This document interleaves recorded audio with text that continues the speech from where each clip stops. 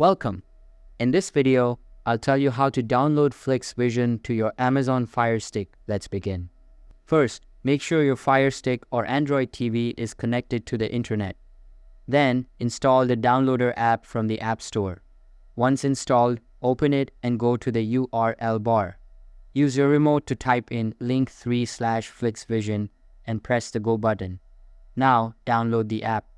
Alternatively, you can use the downloader code mentioned in the video.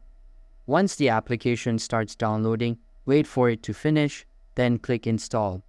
When the installation completes, select Done. After that, choose Delete to remove the installation file and confirm by clicking Delete again. Next, if you plan to use Flix Vision regularly, you should move it to the top of your apps list. To do this, go to your home screen and scroll to the applications icon.